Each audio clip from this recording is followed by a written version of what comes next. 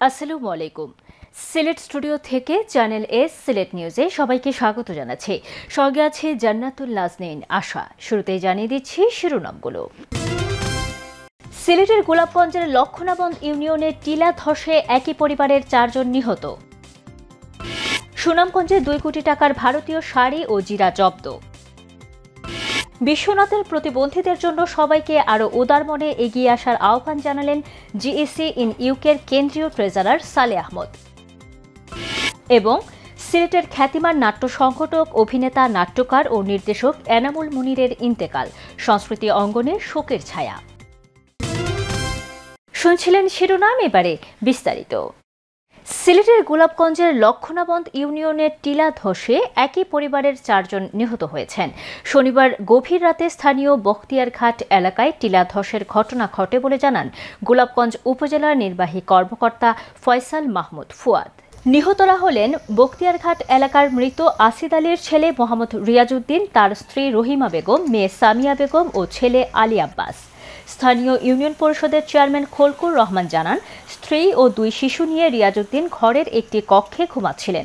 রাত 3টার দিকে প্রবল বর্ষণের সময় হঠাৎ রিয়াজউদ্দিনের আধা পাকা ঘরের উপর টিলা ধসে পড়ে। এতে 4 জন চাপা পড়ে মারা যান। চিৎকার শুনে স্থানীয়রা মাটি সরানোর চেষ্টা করেন, তবে তারা ব্যর্থ হন। পরে ফায়ার সার্ভিস, সেনাবাহিনী ও প্রশাসনের লোকজন মৃতদেহ উদ্ধার করে।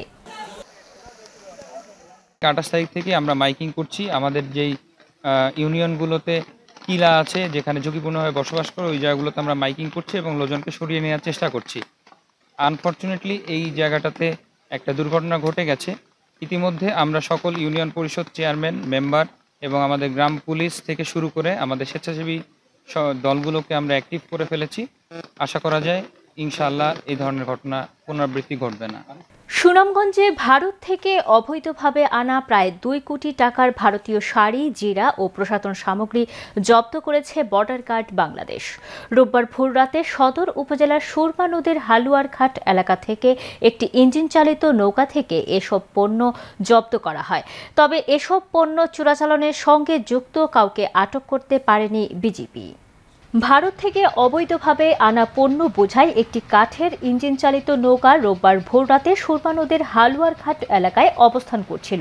খবর পেয়ে সুনামগঞ্জে বিজেপির 28 ব্যাটালিয়নের সদস্যদের সমন্বয়ে টাস্কফোর্স সেখানে অভিযান চালায়। এ সময় সেখানে মালিকানাবিহীন ওই ইঞ্জিন নৌকা থেকে 1700 পিস ভারতীয় বিভিন্ন প্রকার উন্নতমানের শাড়ি, 7200 পিস প্রসাধন সামগ্রী ও 180 কেজি জিরা জব্দ করা হয়। এসব পণ্যের আনুমানিক দাম 2,03,06,000 টাকা। অভিযানে জেলা প্রশাসকের কার্যালয়ের সহকারী কমিশনার ও নির্বাহী ম্যাজিস্ট্রেট মেহেদী হাসান হৃদয়, বিজিপির সুনামগঞ্জ ব্যাটালিয়নের সহকারী পরিচালক মোহাম্মদ রফিকুল ইসলাম সহ বিজিপির 20 জন সদস্য অংশগ্রহণ করেন। অর্থ মন্ত্রণালয়ের অ্যাডিশনাল সেক্রেটারি ও এসআইসিআইপি প্রজেক্টের executive programme director Mohammad Walid Hossain বলেছেন, বাংলাদেশের প্রতিটি ক্ষেত্রে উদ্যোক্তা তৈরির লক্ষ্যে ব্যাপকভাবে কাজ করছে অর্থ মন্ত্রণালয় ও বাংলাদেশ ব্যাংক। তরুণরা উদ্যোক্তা হতে এগিয়ে আসলে বাংলাদেশের অর্থনীতি সমৃদ্ধ হবে ও আমাদের উদ্যোগ সার্থক হবে। অর্থ মন্ত্রণালয়ের অর্থ বিভাগ ও বাংলাদেশ ব্যাংকের যৌথ তত্ত্বাবধানে পরিচালিত skills for industry competitiveness and innovation programme SICIP শীর্ষক প্রকল্পের আওতায় পূবালী ব্যাংক সিলেটের বাস্তবায়নে মাসব্যাপী উদ্যোক্তা উন্নয়ন কর্মসূচির উদ্বোধনী অনুষ্ঠানে প্রধান অতিথির বক্তব্যে তিনি এসব কথা বলেন। সোমবার সকালে সিলেট নগরীর একটি অভিজাত হোটেলের কনফারেন্স হলে অনুষ্ঠিত উদ্বোধনী অনুষ্ঠানে অংশ নেন সিলেটের 25 জন উদ্যোক্তা। বাংলাদেশ ব্যাংকের অ্যাডিশনাল ডিরেক্টর ও এসআইসিআইপি প্রজেক্ট এর প্রোগ্রাম ডিরেক্টর মোহাম্মদ নজরুল ইসলামের সভাপতিত্বে অনুষ্ঠানের বিশেষ অতিথি বক্তব্য রাখেন অর্থ মন্ত্রণালয়ের অ্যাডিশনাল সেক্রেটারি ও deputy executive programme director Mohammad Mahfuzul Alam Khan, Pubali bank PLC Sylhet principal অফিসের জেনারেল ম্যানেজার চৌধুরী মোহাম্মদ শফিউল হাসান। অনুষ্ঠানে উপস্থিত ছিলেন অর্থ বিভাগের ডেপুটি সেক্রেটারি ও assistant programme director Mahmuda Akter এবং ডেপুটি ডিরেক্টর মোহাম্মদ মঞ্জুর হাসান। অনুষ্ঠানে স্বাগত বক্তব্য রাখেন প্রোগ্রাম কোঅর্ডিনেটর, পূবালী ব্যাংকের সহকারী মহাব্যবস্থাপক মোসাম্মদ মকসুদা বেগম।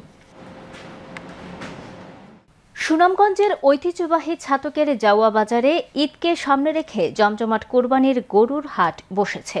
কোরবানির ঈদের শেষ শনিবার হাট বাজারে দেশের বিভিন্ন প্রান্ত থেকে ক্রেতা বিক্রেতারা আসেন কোরবানির গরু বেচাকিনি করতে। বাজারে বিভিন্ন জাতের বিদেশি গরুর পাশাপাশি স্থানীয় গৃহস্থালের গরু উপস্থিত ছিল চোখে পড়ার মতো। বাজারের বিভিন্ন জেলা ও উপজেলার সাথে যোগাযোগ ব্যবস্থা ভালো থাকায় ক্রেতা বিক্রেতাদের উপস্থিতি খুবই বেশি। শুক্রবার বিকেল থেকে শনিবার সারাদিন বৃষ্টির মধ্যেও কেনাবেচা চলে। বাজারে অন্যান্য বছরের চেয়ে গরুর দাম অনেকটা কম বলে জানিয়েছেন ব্যবসায়ীরা। নিয়ে নিচ্ছি ছোট্ট একটি বিরতি, ফিরে এসে যা থাকছে। বিশ্বনাথের প্রতিবন্ধীদের জন্য সবাইকে আরও উদার মনে এগিয়ে আসার আহ্বান জানালেন জিএসি ইন ইউকের কেন্দ্রীয় ট্রেজারার সালে আহমদ। এবং সিলেটের খ্যাতিমান নাট্য সংগঠক, অভিনেতা, নাট্যকার ও নির্দেশক এনামুল মুনিরের ইন্তেকাল, সংস্কৃতি অঙ্গনে শোকের ছায়া।